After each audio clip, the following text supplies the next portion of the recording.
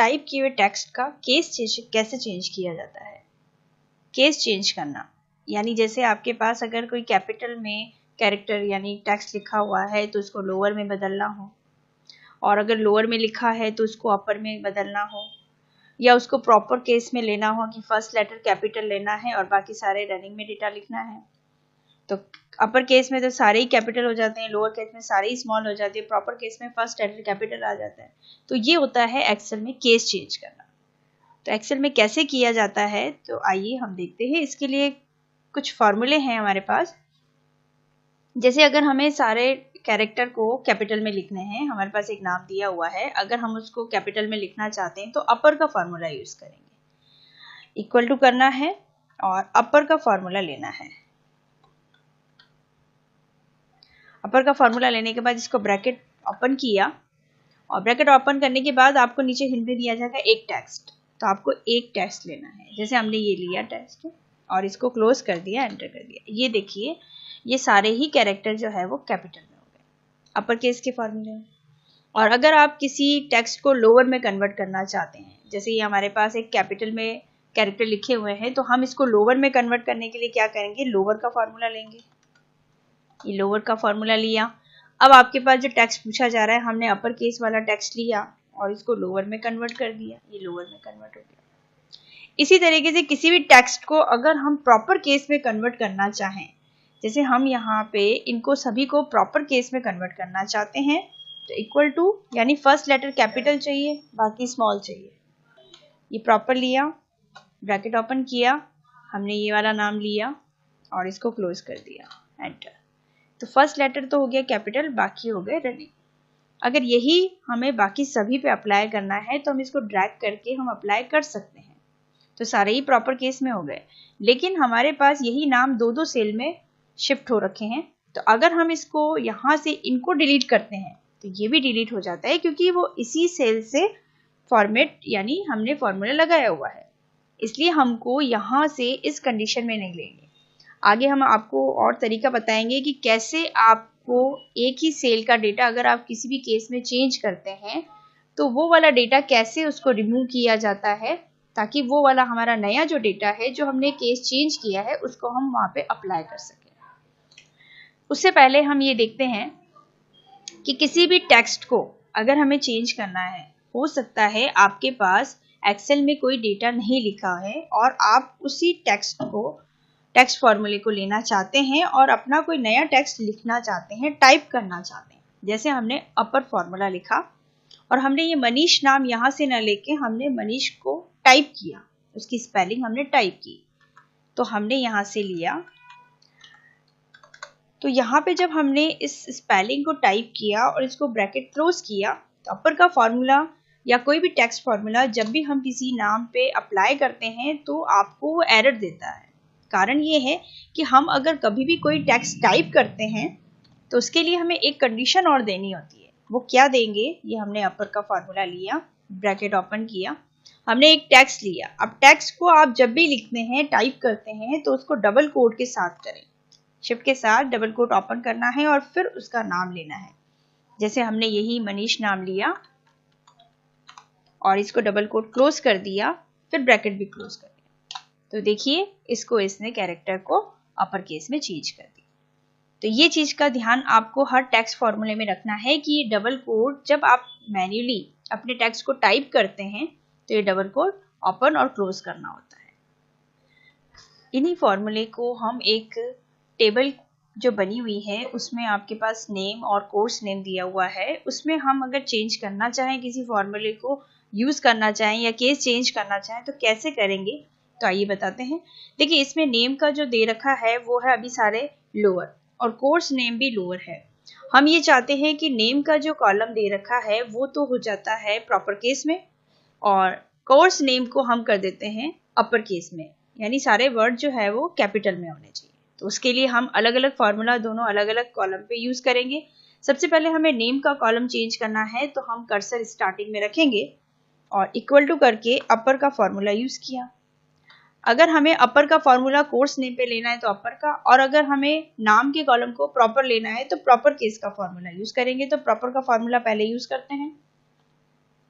हमने प्रॉपर का formula use किया, शिफ्ट के साथ ब्रैकेट के ओपन किया। अब हमें यहाँ से मांगा जा रहा है एक टेक्स्ट, तो हम यहाँ से ये एक नाम ले लिया, इसको क्लोज कर दिया, एंटर कर दिया।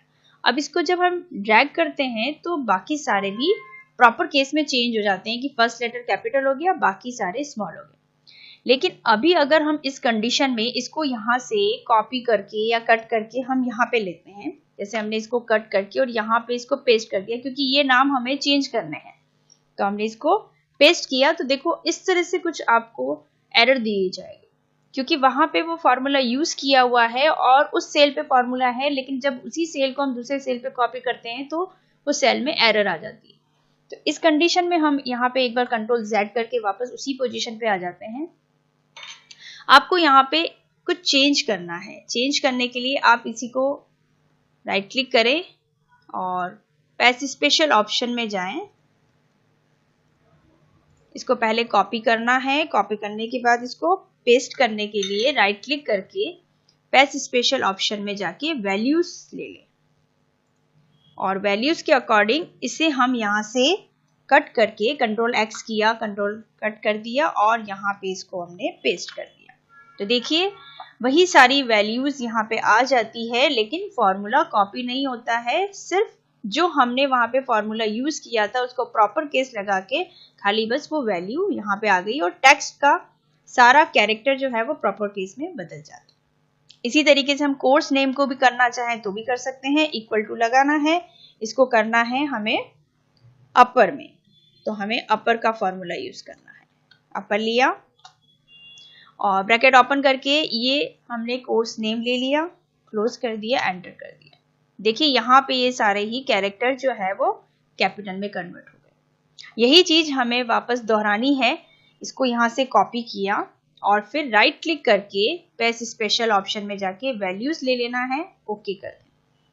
अब इसको यहाँ से कट करके और हमें कोर्स नेम पे ही पेस्ट कर देना है, ताकि ये वैल्यूज हमारे पास जो दी गई थी वो कोर्स नेम सारे कैपिटल में आ जाते हैं। तो इस फॉर्मूले को हम अपर, लोअर और प्रॉपर हम ये केस चेंज करने के लिए यूज करते हैं। बने हुए फॉर्मेट पे कैसे यूज करना है, सिंगल अगर डेटा पे यूज करना है तो कैसे करना है, और अगर हम ये चाहें कि अलग अलग नाम हम मैन्युअली टाइप करके ले तो हमें इसमें डबल कोट ओपन करके और क्लोज करके ही फिर उसको यूज लेना है।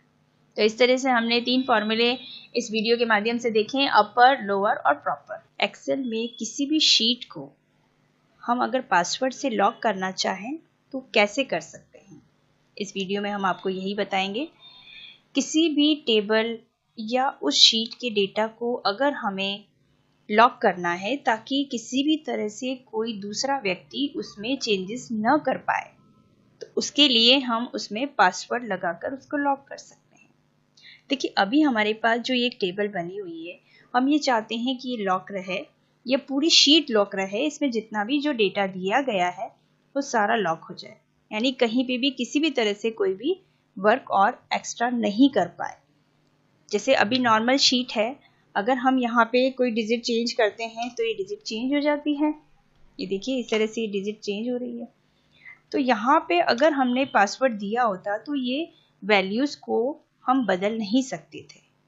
तो यहाँ पे पासवर्ड देने का जो तरीका है, 2 तरीके हैं पासवर्ड से हम उसको लॉक कर सकते हैं पर्टिकुलर कोई शीट को। देखिए सबसे पहले हमें रिव्यू टैब में जाना है और यहाँ पे आपको दे रखा है प्रोटेक्ट शीट का ऑप्शन, आपको इसको अप्लाई करना है और यहाँ पे आपको जो भी पासवर्ड आप देना चाहें वो पासवर्ड आप यहाँ पे अपना बना सकते हैं। हमने ये पासवर्ड दिया, ओके कर दिया। अगेन उसी पासवर्ड को री एंटर करना है और ओके कर दिया। देखिए अब आपकी ये टेबल के साथ साथ पूरी शीट भी लॉक हो चुकी है। आप कुछ भी टाइप करने की कोशिश करेंगे यहाँ पे टाइप नहीं हो पाएगा, क्योंकि यहाँ पे इस शीट पर आपने पासवर्ड दिया हुआ है। ये अपनी बनी हुई टेबल में भी कुछ डिजिट चेंज करना चाहेंगे तो भी नहीं होगा, क्योंकि यहाँ पे हमने इसमें पासवर्ड से इसको लॉक किया हुआ है। और बाद में अगर आप चाहते हैं कि आप इसमें चेंजेस करें तो आप चेंजेस तभी कर पाएंगे जब इसका पासवर्ड आप वापस रिमूव करेंगे। देखिए किसी भी शीट पर से अगर हमें पासवर्ड रिमूव करना है तो जहाँ से हमने पासवर्ड दिया था वापस आपको वहीं जाना है। देखिए रिव्यू मेनू में जो प्रोटेक्ट शीट का ऑप्शन है अभी दिख रहा है अनप्रोटेक्ट शीट। इसका मतलब ये है जब हमने पासवर्ड इस पे लगाया था तब तो प्रोटेक्ट शीट का ऑप्शन दिख रहा था, लेकिन जब इस पे पासवर्ड ऑलरेडी दिया हुआ है उसको हटाने के लिए यहाँ पे आ चुका है अनप्रोटेक्टेड शीट। तो आप इसी पे क्लिक करें। जो पासवर्ड उस समय आपने दिया था, जब पासवर्ड लगाया था, तब वो पासवर्ड जो आपको देना है यहाँ पे भी वही पासवर्ड आपको वापस रिपीट करना है। पासवर्ड दिया, ओके कर दिया। देखिए अब ये हमारा पूरी तरह से प्रोटेक्शन यहाँ से हमने रिमूव कर दिया है। अब अगर आप जो भी चेंजेस करना चाहेंगे वो वापस आप चेंजेस कर पाएंगे। तो इस तरीके से हम किसी भी शीट को पासवर्ड से लॉक कर सकते हैं। इसी का एक तरीका और है। एक तरीका तो हमने रिव्यू टैब में जाकर और प्रोटेक्ट शीट के ऑप्शन से कर लिया। दूसरा तरीका है उसी शीट के ऊपर अपना कर्सर रखकर राइट क्लिक करें। यहाँ पे भी आपको प्रोटेक्ट शीट का ऑप्शन दिखेगा। सेम वही चीज है जो आपने रिव्यू टैब में किया। अगर आप चाहें तो उसको राइट क्लिक से भी कर सकते हैं। यहाँ पे हमने प्रोटेक्ट शीट लिया, पासवर्ड, ओके, एंटर, री एंटर पासवर्ड वापस करना है आपको और ये देखिए ये लॉक हो चुकी है। सेम वही प्रोसेस है। अब जब हमने यहाँ से इसको पासवर्ड दिया है तो भी यहाँ पे आपको अनप्रोटेक्ट शीट का ऑप्शन ही दिखेगा। चाहे तो आप इसको अनप्रोटेक्ट यहाँ से करें, चाहे आप उसको राइट क्लिक करके अनप्रोटेक्ट शीट कर दें। वही पासवर्ड आपको वापस देना है और ये देखिए इस तरह से हम इसमें कुछ चेंजेस वगैरह करना चाहें तो कर सकते हैं। अब जब हमने एक शीट को पासवर्ड से लॉक कर दिया है, लेकिन अगर कोई अनदर शीट में कोई वर्क करना चाहेगा तो वह कर पाएगा किसी भी तरह से। और भी शीट इंसर्ट करना चाहेगा तो भी हो पाएगी। अगर हम यहाँ से और इंसर्ट करना चाहें तो भी हो पाए। तो हम ये चाहते हैं कि यहाँ पे भी जहाँ से हम एक्स्ट्रा वर्कशीट इंसर्ट कर रहे हैं यहाँ पे भी पासवर्ड लगा दिया जाए, ताकि हम और भी शीट इंसर्ट नहीं कर पाए या कोई अनदर व्यक्ति यहाँ से कोई भी शीट इंसर्ट नहीं कर पाए। तो उसके लिए हमें प्रोटेक्ट वर्कबुक, जो आपको जस्ट प्रोटेक्ट शीट के पास में दिखेगा, वही रिव्यू टैब में प्रोटेक्ट वर्कबुक का ऑप्शन लेना है। यहाँ पे पासवर्ड देना है और ओके करना है। इसका मतलब ये है कि अब पासवर्ड यहाँ पे भी अप्लाई कर दिया गया। आप किसी भी तरह से यहाँ पे नई शीट इंसर्ट नहीं कर पाएंगे। देखिए हम इसको क्लिक कर रहे हैं लेकिन यहाँ पे कुछ भी नहीं हो रहा है। न राइट क्लिक करके कुछ हो रहा है न लेफ्ट क्लिक हो रहा है। हम दोनों ही प्रेस कर रहे हैं लेकिन यहाँ पे कोई भी फर्क नहीं पड़ रहा है। हम जब तक यहाँ से प्रोटेक्शन वापस नहीं हटाते हैं तब तक यहाँ से नई शीट हम खुद भी इंसर्ट नहीं कर पाएंगे। तो हम वापस उसी प्रोटेक्ट वर्कबुक के ऑप्शन में जाके पासवर्ड यहाँ से रीओपन करते हैं। देखिए हमने वहां से पासवर्ड रीओपन कर दिया है। हमने यहाँ पे क्लिक किया, देखिए यहाँ से अब वर्कशीट जो है वो इंसर्ट हो पा रही। तो दोनों तरीके हैं। अगर हम वर्कबुक पे पासवर्ड लगाना चाहते हैं तो भी कर सकते हैं। हम पर्टिकुलर किसी एक शीट पे पासवर्ड देना चाहते हैं तो भी कर सकते हैं। इससे हमारा डेटा सेफ रहता है, प्रोटेक्ट रहता है। किसी एक सेल को प्रोटेक्ट कैसे किया जा सकता है, यानी उस एक सेल में पासवर्ड कैसे लगाया जा सकता है, तो आइए जानते हैं इस वीडियो के माध्यम से। सबसे पहले हमारे पास एक डेटा तैयार किया हुआ है। हम ये चाह रहे हैं कि इस टेबल में ये सबसे लास्ट वाली जो टोटल की जो सेल है उसको हम लॉक कर दें ताकि इसमें वैल्यूज चेंज न कर सके कोई। तो उसके लिए हमें सबसे पहले जो स्टेप यूज करना है वो है कंट्रोल ए। अपनी पूरी सीट को सेलेक्ट करना है। कंट्रोल ए करने के बाद आपको यहाँ पे नंबर टैब में जाना है यहाँ पे, और नंबर में आपको एक ऑप्शन दिखाया जाता है। इसमें ऑप्शन आता है प्रोटेक्शन का। इस प्रोटेक्शन को हमें क्लिक करना है। यहाँ पे लॉक का ऑप्शन अप्लाई किया हुआ है। इसका जो ऑप्शन है इसको हटाना है, यानी इस लॉक वाले ऑप्शन को ब्लैंक कर देना है, ओके कर देना है। अब आपको जो सेल लॉक करना है कर्सर वहीं रखेंगे और फिर नंबर में जाएंगे। यहाँ से हम इसको प्रोटेक्शन को ओपन करेंगे। लॉक का ऑप्शन जो हमने हटाया था वो वापस अप्लाई करेंगे और ओके कर देंगे। अब हमारा जो ये सेल है इसमें हमें पासवर्ड देना है। तो पासवर्ड देने के लिए रिव्यू में जाएंगे, प्रोटेक्ट शीट और यहाँ से पासवर्ड दे देंगे। तो इस तरह से हमारा ये जो सेल है वो लॉक हो चुका है। अब आप कुछ भी एंट्रीज करेंगे तो यहाँ पे नहीं हो पाएगी। इस तरह से हम इस सेल को लॉक कर सकते हैं। और अनप्रोटेक्ट करना है तो वापस उसी अनप्रोटेक्ट वाले ऑप्शन पे क्लिक करेंगे, यहाँ पे पासवर्ड देंगे, ये ओके किया। ये देखिए इसमें हम अब वैल्यूज़ को दोबारा ऐड कर पा रहे हैं। किसी भी एक्सेल की जो वर्कशीट है तो हम उसको कैसे सेव करें, वर्कबुक को कैसे सेव किया जाता है। देखो, एक वर्कबुक में कई सारी शीट्स होती हैं और कई सारी शीट्स में हम अलग अलग पासवर्ड देके उनको लॉक भी कर सकते हैं, लेकिन सभी में अलग अलग देना होगा। तो हम क्या करेंगे कि हम इस वर्कबुक को ही सेव कर देते हैं और उसमें पासवर्ड लगा देते हैं। तो उसके लिए जैसे हमने सबसे पहले कहाँ जाना है, फाइल मेनू में जाना है। सबसे पहले हमें फाइल ऑप्शन को ओपन करना है, सेव एज करना है और सेव एज पे जाने के बाद हमें यहाँ पे ये हमारी फ़ाइल नेम दिखा रहा है, उसका लोकेशन चूज़ करना है। जहाँ है वहाँ पे आप उसको पासवर्ड देना चाह रहे हैं या अलग से उसको सेव करना चाह रहे हैं तो आप अलग से भी उसको सेव कर सकते हैं। हम इसको अलग से डेस्कटॉप पे देखो सेव कर रहे हैं ताकि हम इसको ओपन करके आपको दिखाएंगे। इसको हमने दिया, अब इसमें पासवर्ड देना है तो टूल्स के ऑप्शन में जाना है, जनरल ऑप्शन। यहाँ पे देखिए आपसे पासवर्ड मांगा जा रहा है, आप इसमें पासवर्ड दीजिए, कोई भी पासवर्ड दिया जा सकता है। इसमें हमने ओके किया, सेम पासवर्ड हमने दोनों बार दिया है। वापस आपसे पूछ रहा है re enter password to proceed, हमने पासवर्ड वापस दिया, ओके किया। अगेन मांग रहा है re enter password to modify, ये पासवर्ड दिया, ओके किया। अब इसको हम सेव करना ज़रूरी है। अगर हम इसको सेव नहीं करेंगे तो जो पासवर्ड हमने लगाया है वो उस फाइल पे अप्लाई नहीं होगा। ये हमने सेव कर दिया। अब आप इस फाइल को क्लोज़ करिए। इस फाइल को क्लोज़ करके हमने जो फाइल सेव की है, ये डेस्कटॉप पे की है, इसको ओपन करिए। डबल बार क्लिक किया, हमने इसको ओपन कर दिया। अब देखिए ये आपसे पासवर्ड मांग रहा है, आप यहाँ से पासवर्ड देंगे। ये आपसे 2 बार पासवर्ड मांगेगा, 2 बार पासवर्ड, सेम पासवर्ड जो आपने दिया है वही देना है और इस तरीके से आपकी ये फ़ाइल ओपन हो जाती है। जब भी आप इस फाइल को क्लोज़ करके वापस ओपन करेंगे ये आपसे पासवर्ड अगेन मांगेगा। इस तरीके से आप पासवर्ड मांगेगा, यानी आपने इसमें जितनी भी शीट्स पे जो वर्क किया हुआ है वो सारी सेव हो चुकी है। ठीक है, ये अगर हमें पासवर्ड रिमूव करना है, हटाना है, तो वापस वही प्रोसेस करना पड़ेगा। फाइल में जाना है, सेव एज पे जाना है, यहाँ से आपको टूल्स के ऑप्शन पे जाना है, जनरल ऑप्शन।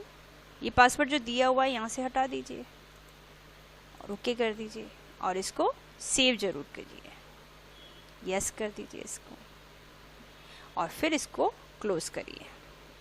अब फिर अपनी फ़ाइल को ओपन करेंगे तब आप देखेंगे कि ये फ़ाइल जो है वो डायरेक्टली ओपन हो जाती है, आपसे कोई पासवर्ड नहीं मांगा जाता है। तो इस तरह से आप किसी भी फाइल पे आप अपना पासवर्ड दे सकते हैं। एक्सेल की किसी भी फाइल को पीडीएफ में कन्वर्ट करना। देखिए पीडीएफ यानी पोर्टेबल डॉक्यूमेंट फॉर्मेट। हमें अपने डेटा को किसी ऐसे फॉर्मेट में चेंज करना है ताकि हम ये डेटा किसी और को भेजना चाहें तो इजीली भेज सकें, ताकि उसमें किसी भी तरह का कोई बदलाव न किया जा सके। तो पीडीएफ सॉफ्टवेयर यानी पीडीएफ को, अगर आपको डॉक्यूमेंट को अपने एक्सेल के या वर्ड के डॉक्यूमेंट को पीडीएफ में कन्वर्ट करना है तो उसके लिए सॉफ्टवेयर ज़रूरी है, वो है एडोब रीडर या फॉक्सटेल रीडर। आप हमारी साइट से भी फॉक्सटेल रीडर का सॉफ्टवेयर डाउनलोड कर सकते हैं। अगर आपके पीसी में ये सॉफ्टवेयर है तभी आप पीडीएफ बना पाएंगे, पीडीएफ की फाइलें रन कर पाएंगे। तो देखिए हम इसको पीडीएफ एक फ़ाइल कैसे बनाते हैं। सबसे पहले हमारे पास ये एक्सेल की एक फ़ाइल है, ये डेटा हमें किसी और को सेंड करना है तो हमें उसको पीडीएफ में सेंड करना है। तो पीडीएफ सबसे पहले हम इसको क्रिएट करेंगे। ये हमारी ऑलरेडी सेव की हुई फ़ाइल है तो हम डायरेक्टली फ़ाइल में जाएंगे और सेव एज पे जाएंगे। देखिए यहाँ पे फाइल नेम के नीचे दिया हुआ है सेव एज टाइप। अभी एक्सेल वर्कबुक है, आप इसको ओपन करेंगे तो यहाँ पे आपको दिखेगा नीचे पीडीएफ। इसको यहाँ से लेना है, सेलेक्ट करने के बाद इसको सेव कर देना है तो आपकी ये फाइल जो है वो पीडीएफ में कन्वर्ट हो जाती है।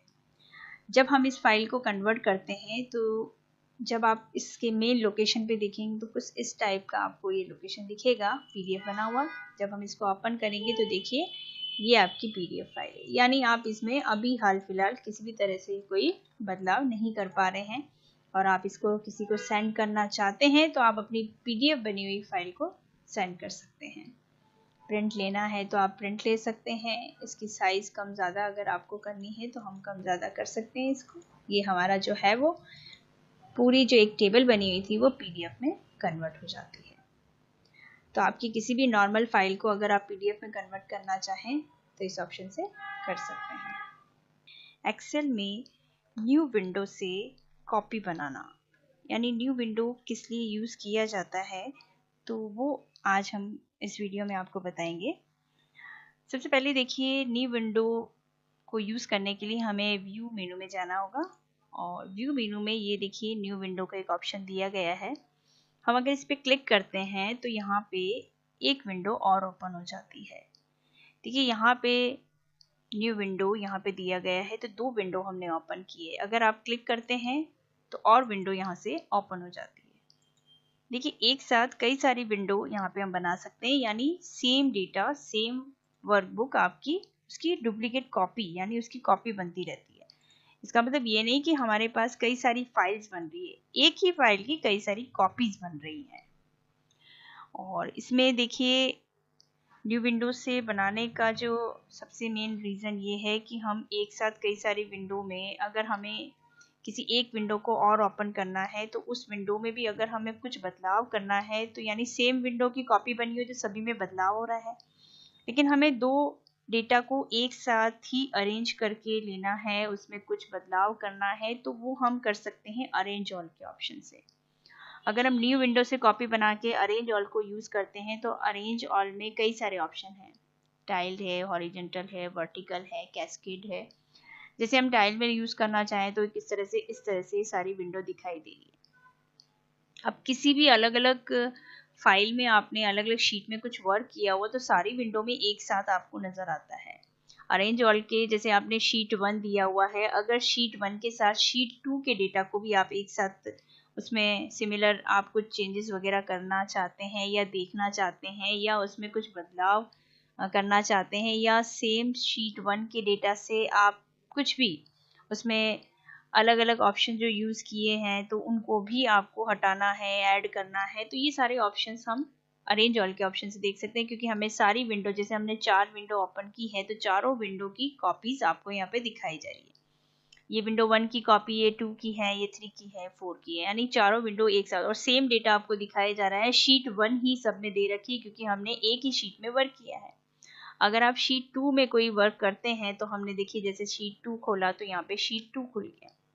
अब हो सकता है कि ये शीट 1 का जो हमारे पास डेटा है, ये शीट 1 सेलेक्ट किया, इस शीट 1 में से हमें उस कुछ पर्टिकुलर स्टूडेंट के हम देखिए नाम यहाँ पे सेलेक्ट कर लेते हैं और यहाँ से हमने कॉपी कर लिए इसको।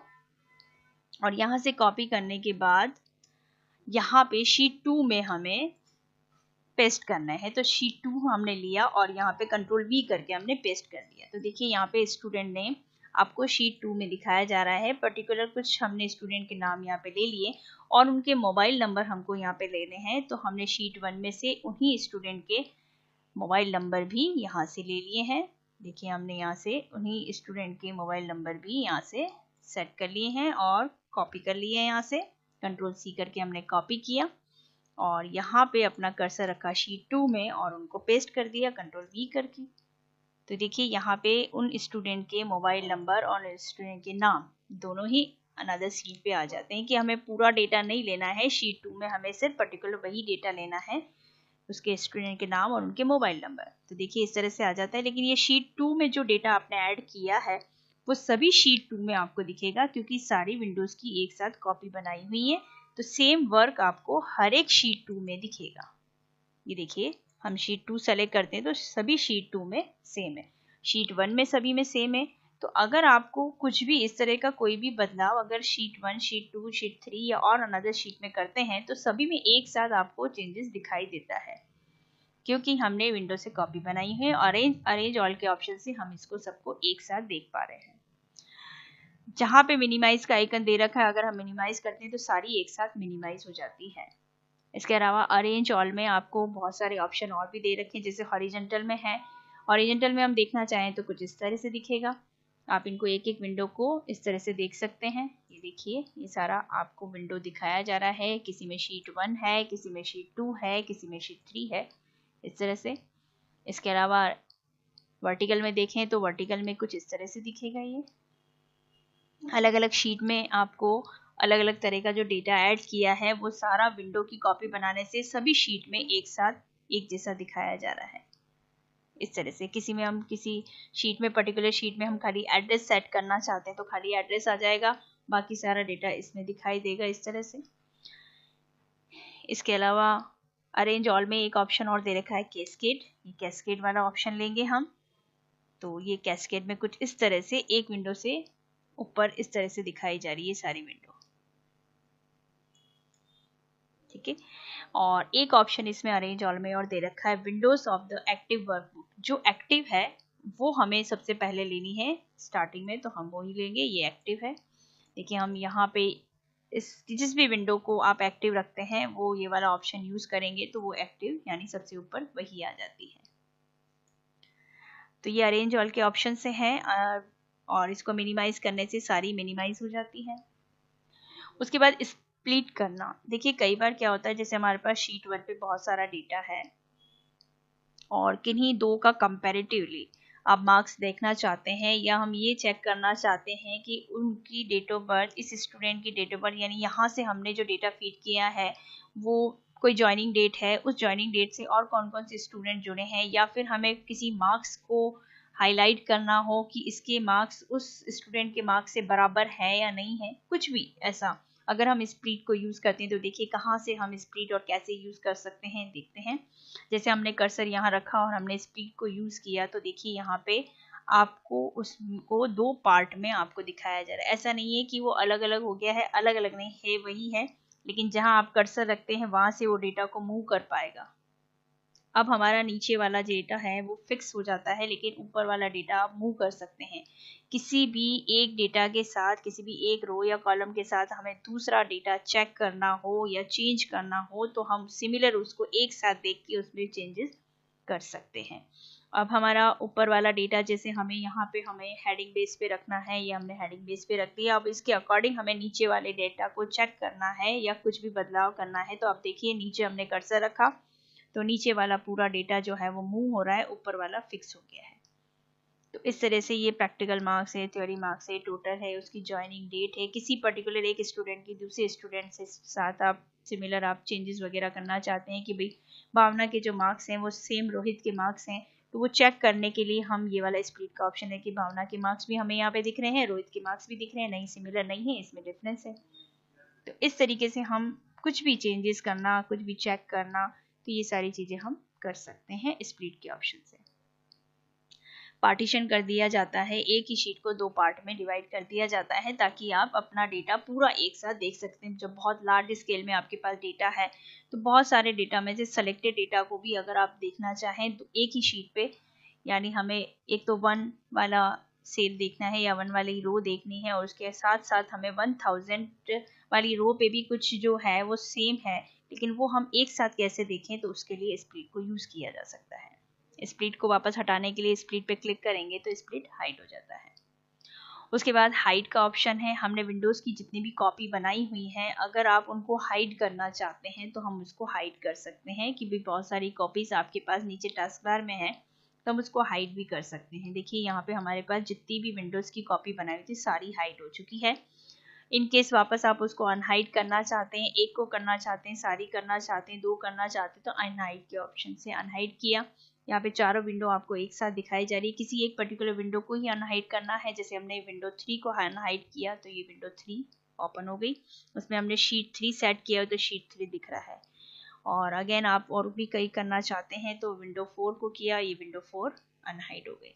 जितनी आप हाइड करके वापस अनहाइड करते हैं तो स्विच विंडो का एक ऑप्शन दिया गया है। स्विच विंडो से एक विंडो से दूसरे विंडो में मूव करने के लिए यूज आता है, तो वो विंडो आपको यहाँ पे शो करी। अभी आप सिर्फ इन दो में मूव कर पाएंगे, या तो शीट विंडो 4 में या फिर विंडो 3 में। अगर विंडो 3 में वापस जाना चाहते हैं तो यहाँ पे हमने स्विच विंडो किया तो हम विंडो 3 में आ गए। इसी तरह से अनहाइड करने के लिए 2 विंडो और है, तो हम यहाँ से और भी विंडो अनहाइड कर सकते हैं। हमने सारी विंडो जो है वो अनहाइड कर दी। अब वो सारी विंडो आपको स्विच विंडो में दिख रही है, यानी एक विंडो से दूसरी विंडो में मूव करने के लिए हमने विंडो 4 किया, यहाँ पे देखो विंडो 4 आ गया, विंडो 3 किया, विंडो 3 में चले गए, विंडो 1 किया। तो इस तरह से हम एक विंडो से दूसरे विंडो में मूव कर सकते हैं। एक ऑप्शन यहाँ पे दे रखा है व्यू साइड बाय साइड। इसका ऑप्शन ये है कि जिस विंडो को आप एक ही अरेंज एक साथ लेना चाहते हैं तो हम वो ले सकते हैं। ये देखिए एक ही साथ दोनों विंडो आपको यहाँ पे दिख रही है। इसका मतलब ये है कि जहां आप मूव करते हैं वो दोनों विंडो एक साथ मूव हो रही है। देखिए स्विच से हो रहा था कि एक तरफ फिक्स हो रहा था, लेकिन यहाँ पे दोनों विंडो एक साथ मूव हो जाती है, यहाँ से भी और यहाँ से भी। यानी अगर हम अपने डेटा को पूरा एक साथ देखना चाह रहे हैं और ये देखना चाह रहे हैं कि सही से सीक्वेंस में सारा डेटा अरेंज हुआ या नहीं हुआ, तो आप पूरा डेटा एक साथ देख पाते हैं इस तरह से। और अगर हम उसको सिंक्रोनाइज कर देते हैं स्क्रॉलिंग, तो ये सिंक्रोनाइज हो जाता है। अब देखिए नीचे वाली फिक्स हो गई है और ऊपर वाली ही हमारी मूव हो रही है। और अगर हम नीचे कर्सर रखते हैं तो नीचे वाली मूव है, ऊपर वाली फिक्स हो गई है। ये हम सिंक्रोनाइज करते हैं तब। लेकिन रीसेट विंडो पोजीशन करते हैं तो वापस वही पहले जैसी पोजीशन वापस सेट हो जाती है इस तरह से। या हम इसी पे वापस ऑन या ऑफ करेंगे तो ये वापस इसी तरह से हो जाती है। ये सिंक्रोनाइज ऑन और ऑफ करते हैं तो ये देखिए इस तरह से उसमें कुछ बदलाव आपको दिखाई देगा। तो ये सारे ऑप्शन जो हैं वो है विंडोज़ के हैं। न्यू विंडो से कॉपी बना के उसको कैसे कैसे अरेंज कर सकते हैं, वो सारे ऑप्शन आप इस वीडियो के माध्यम से देख सकते हैं। एक्सेल में शॉर्ट एंड फिल्टर का ऑप्शन। MS एक्सेल में शॉर्ट करना यानी हमारे डेटा को, अल्फ़ाबेटिक डेटा को असेंडिंग और डिसेंडिंग ऑर्डर में अरेंज करना। और यदि न्यूमेरिक डेटा है तो उसे भी हम शॉर्ट कर सकते हैं, बड़े से छोटे क्रम में या छोटे से बड़े क्रम में। तो आइए जानते हैं एक्सेल में इनको कैसे अरेंज किया जाता है। उसके लिए देखो होम मेनू में आपको यहाँ पे एडिटिंग ब्लॉक में शॉर्ट एंड फिल्टर का ऑप्शन दिया गया है। हमारे पास जो डेटा तैयार है, आपको सबसे पहले ये देखना है कि आप इसमें किस चीज़ को शॉर्ट करना चाह रहे हैं।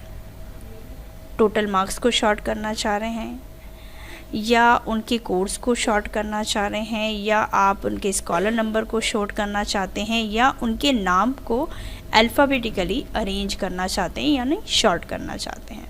तो यहाँ पे हमारे पास जो शॉर्ट ऑप्शन के लिए ये जो कॉलम दिया हुआ है नेम का, हम उसको शॉर्ट करना चाहते हैं तो कर्सर हमने उसकी हेडिंग पे रखकर शॉर्ट एंड फिल्टर में जाके A to Z और Z to A। शॉर्ट में A to Z का मतलब है अल्फ़ाबेटिकली वो अरेंज करेगा, यानी जो कैरेक्टर पहले आता है अल्फ़ाबेट में वो पहले आ जाएगा और जो बाद में आता है वो उसी सीक्वेंस में बाद में आएगा। और Z to A का मतलब है उल्टे क्रम में अरेंज करना। तो यहाँ पे जैसे हमने A to Z वाला ऑप्शन लिया तो देखिए यहाँ पे सारे डेटा जो है वो अल्फ़ाबेटिकली अरेंज हो गया है। पहले A आया, फिर B, फिर C, यानी फर्स्ट लेटर जो है वो देखिए आप बिल्कुल अल्फ़ाबेटिकली अरेंज किया हुआ है और उसी के अकॉर्डिंग सारा डेटा अरेंज कर दिया गया है। Scholar number, father number, course, date of birth, date of joining, practical marks, total marks सारे।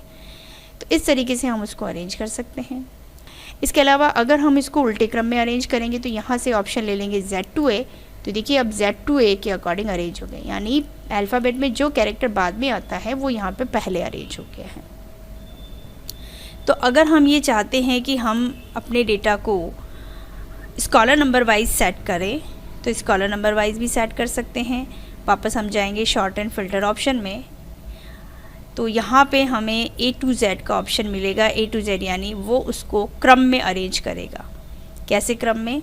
छोटे से बड़े क्रम में अरेंज करेगा। देखिए यहाँ पे हमने A to Z लिया तो ये छोटे से बड़े क्रम में अरेंज हो गया, क्योंकि ऊपर टेक्स्ट लिखा हुआ है इसलिए उसने A to Z का ऑप्शन दिया है। अब हम चलते हैं, देखिए टोटल को हम चाहते हैं कि टोटल को हम सेट करें, तो टोटल को भी हम सेट कर सकते हैं। उसके लिए शॉर्ट एंड फिल्टर में देखिए यहाँ पे जब आप डेटा पे रखते हैं, टेक्स्ट डेटा पे, तो यहाँ पे A to Z और Z to A दिक्कत। लेकिन जब आप यही चीज़ न्यूमेरिक डेटा पे रखते हैं तो शॉर्ट एंड फिल्टर में आपको दिखाएगा स्मॉलेस्ट टू लार्जर और लार्जेस्ट टू स्मॉलेस्ट। अगर हम छोटे से बड़े क्रम में अरेंज करना चाहते हैं तो हम स्मॉलेस्ट टू लार्जर का ऑप्शन लेंगे कि हम बड़े क्रम के अकॉर्डिंग छोटे क्रम में देखना चाहते हैं कि हाईएस्ट मार्क्स किसके हैं, तो वो हम यहाँ से देख सकते हैं। तो देखिए यहाँ पे छोटे से बड़े क्रम में अरेंज हो जाता है। तो यहाँ पे स्मॉलेस्ट टू लार्जर हुआ है। अगर हम चाहते हैं लार्जेस्ट में यानी हाईएस्ट नंबर पहले मिले तो हाईएस्ट नंबर पहले मिल जाएगा। तो जिस स्टूडेंट को हाईएस्ट मार्क्स मिले हैं उसका नाम भी सबसे ऊपर ऊपर दिखेगा। उसके बाद कौन है, सेकंड में कौन है, फिर थर्ड में कौन है, इस तरह से उनकी पूरी डिटेल आपके सामने आ जाती है शॉर्ट के ऑप्शन। तो ये था हमारा शॉर्ट ऑप्शन। इसके अलावा इसी में आपको एक दे रखा है फ़िल्टर का ऑप्शन। फ़िल्टर क्या होता है, बहुत सारे डेटा में से सेलेक्टेड डेटा ही अगर आप चाहते हैं तो पूरी बनी हुई शीट में से आप केवल वही डेटा देख सकते हैं। जैसे बहुत लार्ज स्केल में अगर आपके पास डेटा है और आपको उनमें से कुछ पर्टिकुलर डेटा ही देखना हो या उसको सर्च करना हो तो कैसे देखेंगे, तो उसके लिए आप फ़िल्टर को यूज़ कर सकते हैं। फ़िल्टर का मतलब होता है छांटना। तो कैसे करेंगे, उसके लिए हमें अपनी हेडिंग पे अपना कर्सर रखना है और शॉर्ट एंड फ़िल्टर में जाके फ़िल्टर पे क्लिक कर देना है। तो देखिए आपको हर एक सेल पर यहाँ पे कुछ सिंबल दिखाई जा रहा है। ये देखो आपको एक एरो दिखाया जा रहा है। इसका मतलब ये है कि हम फ़िल्टर उस हेडिंग पे किसी पे भी कर सकते हैं। यानी आपके पास कई सारे यहाँ पे आइकन हर एक हेडिंग पे दिखाए जा रहे हैं। उस हेडिंग पर अगर हम चाहते हैं, जैसे हम चाहते हैं कि हमें ये पता करना है कि कोर्स कौन कौन से हैं, पर्टिकुलर एक कोर्स के बारे में जैसे RACT कोर्स किन किन स्टूडेंट ने किया हुआ, हमें ये पता करना है। तो सेलेक्ट ऑल का ऑप्शन हम हटा देंगे, सिर्फ RACT वाला कॉलम जो है वो सेलेक्ट करते हैं, ओके कर देंगे। तो देखिए यहाँ पे सिर्फ आपको RACT से रिलेटेड ही डेटा मिल रहा है। उसी स्टूडेंट का नाम, father name, scholar number, date of birth, date of joining, practical marks, theory marks और उसका टोटल। यानी जिन जिन बच्चों ने RACT किया हुआ है वो ये वाले बच्चे हैं और उनके सारे मार्क्स, उनकी सारी डिटेल आपको सिर्फ वही दिखाई दे रही है, इसके अलावा और कोई डिटेल नहीं दिखाई दे रही। तो देखिए यहाँ पे आइकन भी थोड़ा सा चेंज हो जाता है अदर से, क्योंकि हमने कोर्स पर फ़िल्टर लगाया है। वापस इसी आइकन पे क्लिक करेंगे, सेलेक्ट ऑल का ऑप्शन वापस अप्लाई करेंगे और ओके कर देंगे। तो देखिए सारा डेटा आपका वापस आ जाता है। इसके बाद अगर हम ये चाहते हैं कि डेट ऑफ बर्थ हमें किसी की पता करनी है तो डेट ऑफ बर्थ में हम फ़िल्टर लगा सकते हैं। इस आइकन पे क्लिक किया, डिफ़ॉल्ट रूप में सेलेक्ट ऑल होता है, आप सेलेक्ट ऑल का ऑप्शन हटा दें। देखिए यहाँ पे जितने ईयर्स आपने दिए हैं उस डेटा में वो सारे ईयर्स एक साथ दिखा रहे हैं। आप चाहें तो एक एक ईयर ओपन कर लें या फिर आप 2019, 2001, 2002 ये देखना चाह रहे हैं तो आप जैसे हम 2000 में देखना चाह रहे हैं ओके कर दें। तो खाली 2000 की ही डिटेल आपको दिखाई जा रही है। आप फ़िल्टर आइकन देख पा रहे हैं, यहाँ पे दिख रहा है। इसको हम वापस क्लिक करते हैं, सेलेक्ट ऑल करते हैं तो सारा डिटेल हमें वापस दिखेगा। और अगर आप चाहते हैं कि हमें उस डेट के साथ मतलब उस पूरे ईयर में सिर्फ मंथ देखना है तो ये मंथ भी दिखे रखें। और मंथ में भी अगर आप डेट चाहते हैं तो इस प्लस वाले आइकन पे क्लिक करेंगे तो उसमें डेट दिखेगी ये इस तरह से। जैसे 27 को हमने अप्लाई किया, अगस्त 27, तो खाली अगस्त 27 की ही डिटेल आपके सामने है। और इसको हम वापस इसी पे क्लिक करते हैं, सेलेक्ट ऑल का ऑप्शन लेते हैं, ये हम ओके कर देते हैं।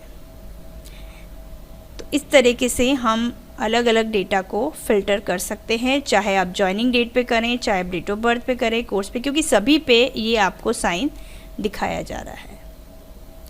जॉइनिंग डेट पे करेंगे तो पर्टिकुलर कौन सी डेट की जॉइनिंग आप देखना चाहते हैं। देखिए सारे सितंबर के हैं, हमने ये पूरा हटा दिया और सिर्फ एक ही डेट देखना चाह रहे हैं तो हमने 14 तारीख सेलेक्ट किया, ओके करा।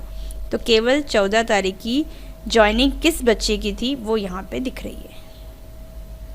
वापस इसका फ़िल्टर आइकन यहाँ से हटाना है तो हम इसी पे क्लिक करेंगे, सेलेक्ट ऑल कर देंगे और ओके कर देंगे। ये देखिए कुछ इस तरह से। और इस फ़िल्टर आइकन को वापस आप यहाँ से हटाना चाहते हैं तो फ़िल्टर पे ही आप वापस क्लिक करेंगे तो ये फ़िल्टर हट जाता है। इसका एक शॉर्ट कमांड भी है, Ctrl+Shift+L। अगर आप कीबोर्ड से Ctrl+Shift+L करते हैं तो भी यहाँ पे यही फ़िल्टर का आइकन आपको दिखेगा। हटाने के लिए वापस वही कीबोर्ड से अगर आप शॉर्ट कमांड यूज़ करना चाहें Ctrl+Shift+L तो ये Ctrl+Shift+L आ जाएगा। एक्सेल में कस्टम शॉर्ट ऑप्शन को यूज़ करना। देखिए एक्सेल में कस्टम शॉर्ट ऑप्शन बहुत ही इम्पोर्टेंट पार्ट है, उसको कैसे यूज़ किया जाता है आइए जानते हैं। देखिए हमारे पास यहाँ पे एक टेबल बनी हुई है जिसमें स्कॉलर नंबर दे रखे हैं स्टूडेंट के, स्टूडेंट का नाम है, फादर नेम है, मोबाइल नंबर है, डेट ऑफ बर्थ है, डेट ऑफ जॉइनिंग, उसके कुछ मार्क्स दे रखे हैं, फिर टोटल करी हुई है। तो यहाँ पे अगर हमें बहुत सारा डेटा दिया गया है और हमें शॉर्ट करना है, जब बहुत सारे डेटा को एक साथ शॉर्टिंग करना है और बहुत सारे कॉलम के साथ करना है तो वहाँ हम यूज़ करते हैं कस्टम शॉर्ट।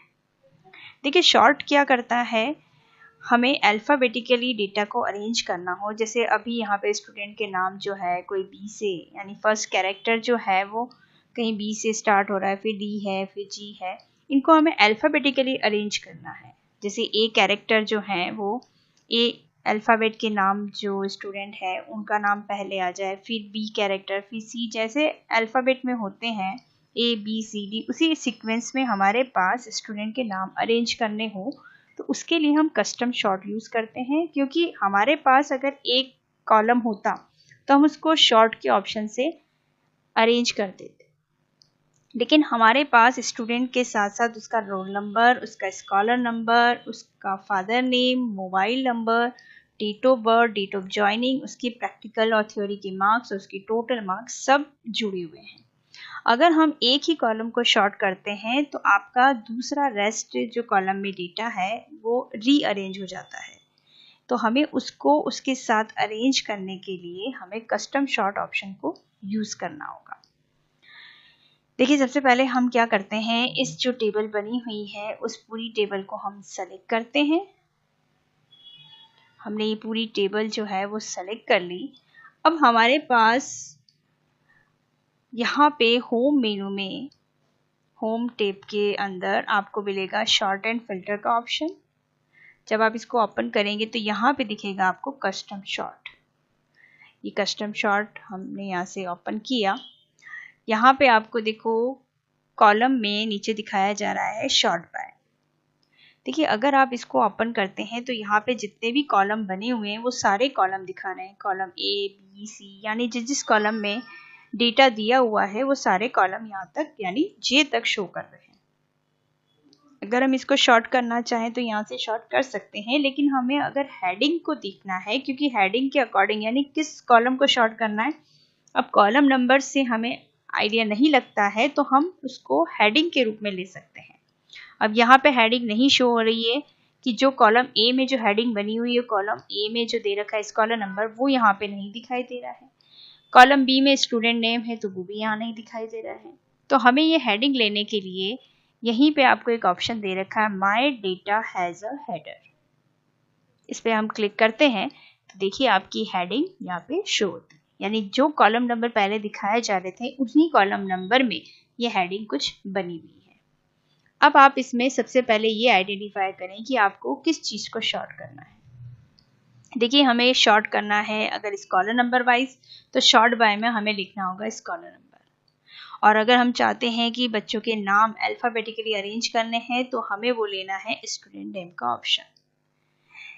जो भी कॉलम हम यहाँ पे सेलेक्ट करते हैं, जैसे हमने स्टूडेंट नेम लिया, शॉर्ट ऑन में हमने ले लिया वैल्यूज़ और ऑर्डर दे दिया A to Z, यानी अगर हम एक कॉलम को शॉर्ट करते हैं तो इसके जितने भी इससे रिलेटेड रेस्ट कॉलम जो दिए गए हैं वो भी सारे इसके अकॉर्डिंग अरेंज हो जाएंगे, शॉर्ट नहीं होंगे, अरेंज होंगे। शॉर्ट तो केवल स्टूडेंट नेम वाला कॉलम ही शॉर्ट होगा। तो जो कॉलम आपको यहाँ पे दिया गया है वो कॉलम शॉर्ट करने के लिए, जैसे यहाँ पे बी अल्फ़ाबेट सबसे ऊपर आया हुआ है, हम ये चाह रहे हैं कि ए अल्फ़ाबेट वाला जो नाम का बच्चा है वो सबसे ऊपर आ जाए, लेकिन उसका फादर नेम, यानी देखो भावना के साथ उनके फादर नेम अजय जी लिखा हुआ है, तो जहाँ पे भी यानी बी कैरेक्टर जो है वो ए के बाद में आएगा, तो भावना के साथ उसके फादर नेम, उसका मोबाइल नंबर, उसका date of birth, joining date और उसके मार्क्स भी उसके साथ ही सेट होने चाहिए। तो हमने सबसे पहले स्टूडेंट नेम शॉर्ट बाय में ऐड कर दिए। अब हम इसको करते हैं ओके। तो देखिए यहाँ पे ये सारा डेटा जो है वो शॉर्ट हो चुका है। सारे ए कैरेक्टर यानी ए अल्फ़ाबेट वाले सारे बच्चे एक साथ अरेंज हो गए हैं। उसके बाद बी अल्फ़ाबेट के बच्चे सब अरेंज हो गए हैं, फिर सी, फिर डी। इसी तरीके से सारा डेटा जो है वो शॉर्ट हो चुका है, यानी वो एक कॉलम जो दिया गया था वो सारा कॉलम शॉर्ट हो गया है। लेकिन शॉर्ट होने के साथ साथ उस स्टूडेंट की जो डिटेल थी वो भी उसके साथ अरेंज हो गई है। यानी फादर नेम अगर अब्दुल का उमंग है तो उमंग ही वहाँ पे फादर नेम के रूप में आया है। उसी का मोबाइल नंबर भी है, उसी का डेट ऑफ बर्थ भी है और डेट ऑफ ज्वाइनिंग भी है, और उसी के अकॉर्डिंग मार्क्स भी दिए गए हैं। तो ये कस्टम शॉर्ट के अकॉर्डिंग एक कॉलम को शॉर्ट करते हुए बाकी सारे रेस्ट कॉलम को हम उसके अकॉर्डिंग अरेंज कर देते हैं, क्योंकि यहाँ पे अलग अलग जगह पे आपको ए अल्फ़ाबेट दिखाए जा रहे थे। देखिए हम एक बार यहाँ पे कंट्रोल Z प्रेस करते हैं। देखिए अब यहाँ पे सारा डेटा जो है वो रीअरेंज है।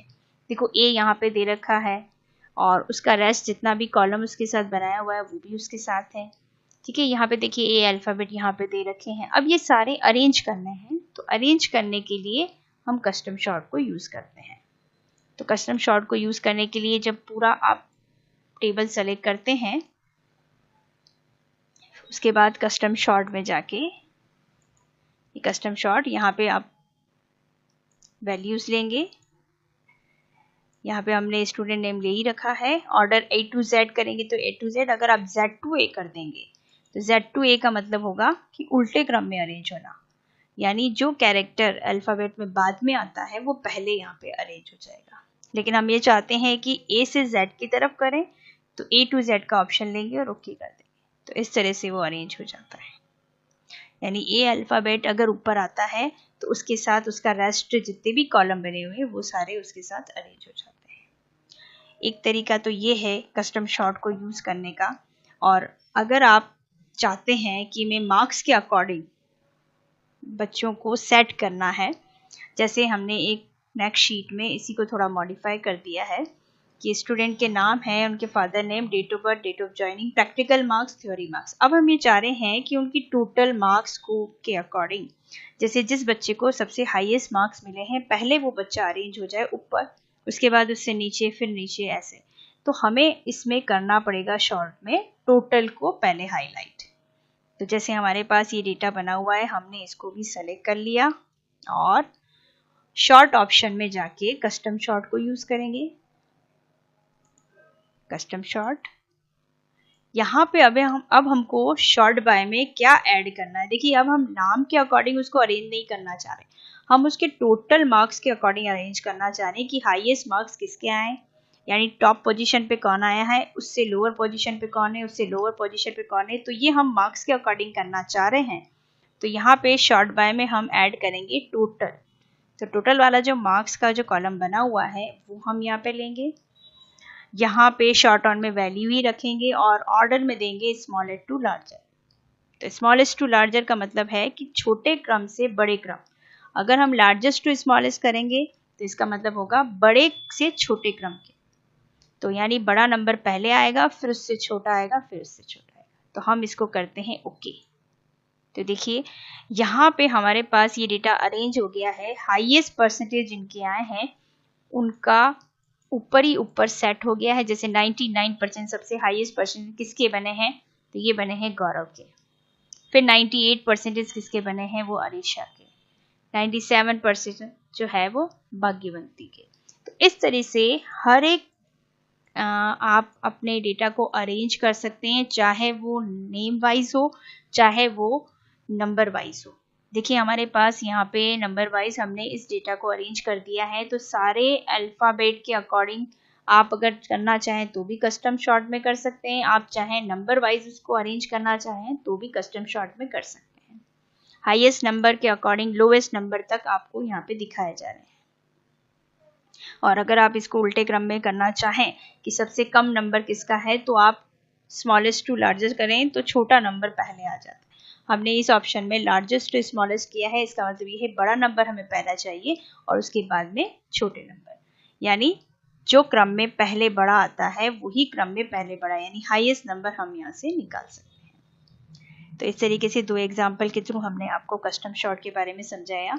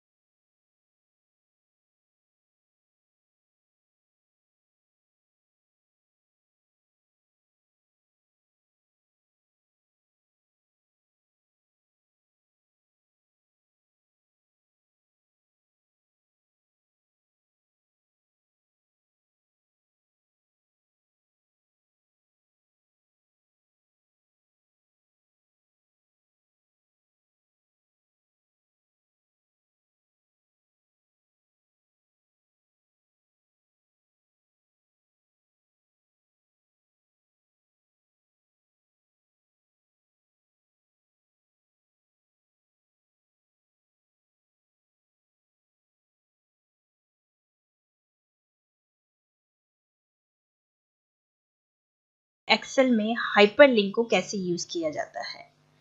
हाइपरलिंक किसी भी वेब पेज, इमेज फाइल आदि को अन्य किसी वेब पेज या अन्य किसी इमेज या डॉक्यूमेंट फाइल से जोड़ सकते हैं।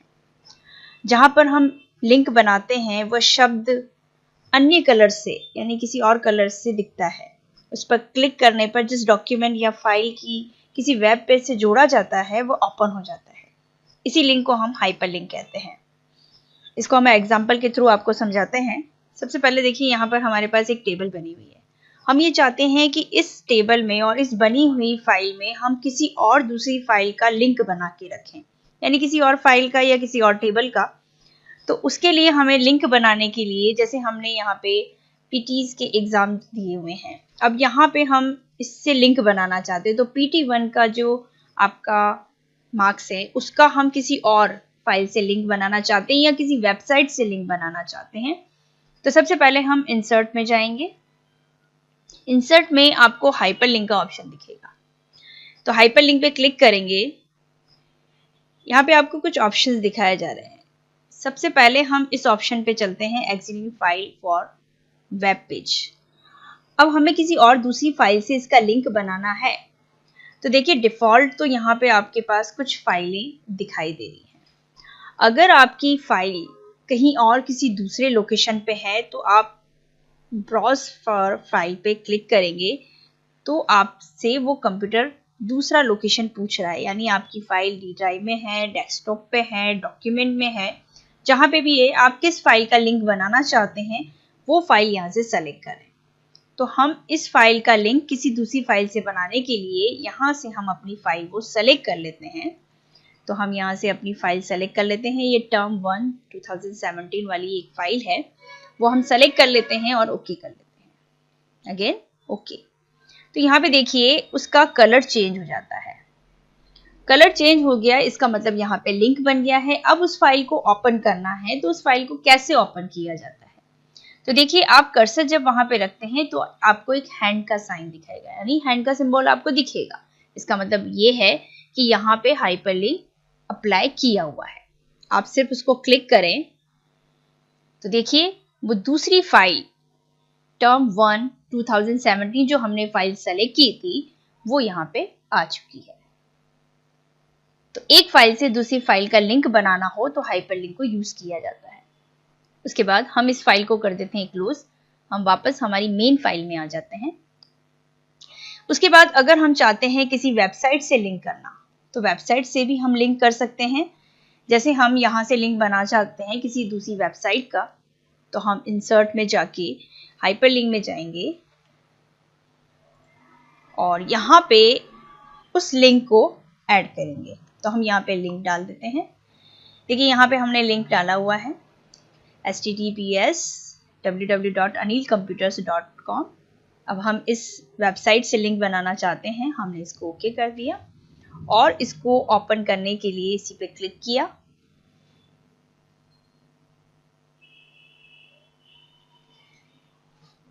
तो देखिए यहाँ पे उस वेबसाइट से भी लिंक बन जाता है। ये देखिए यहाँ पे लिंक बन गया है और हम इस लिंक को क्लोज कर देंगे यहाँ से, तो वापस हम उसी एज इट इज फाइल में आ जाते हैं। चलिए देखते हैं हम इसके अगले ऑप्शन की तरफ।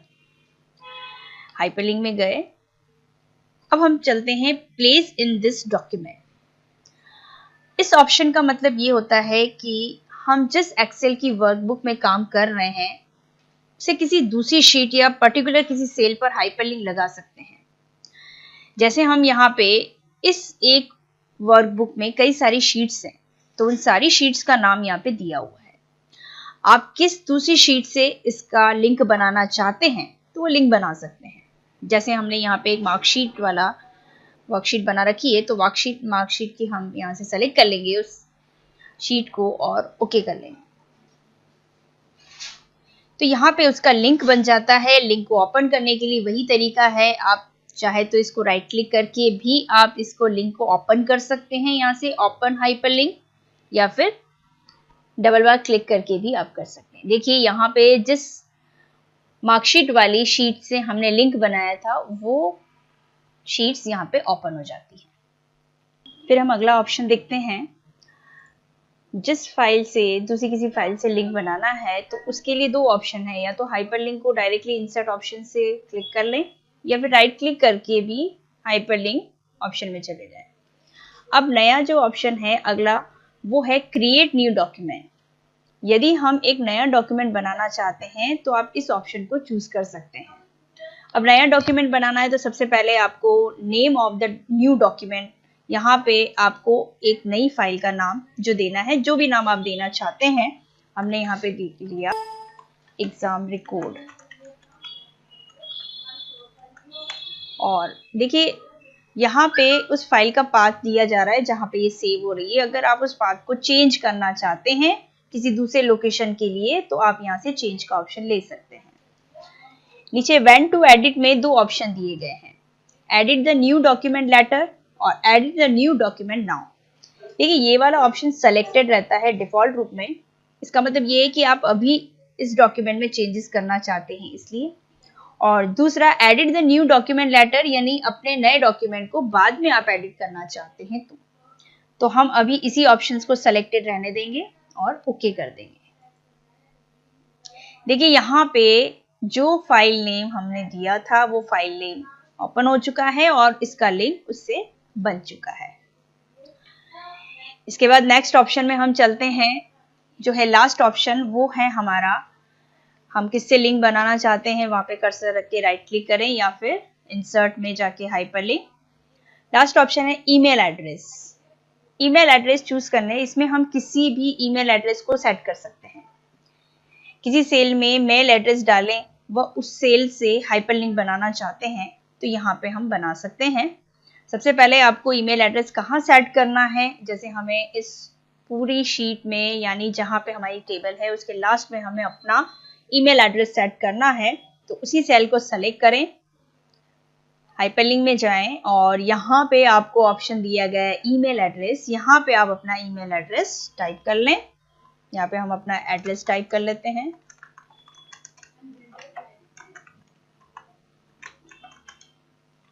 ये हमने हमारा ईमेल एड्रेस टाइप करने के बाद यहाँ से ओके कर देंगे तो आपका ये ईमेल एड्रेस यहाँ पे सेट हो जाता है।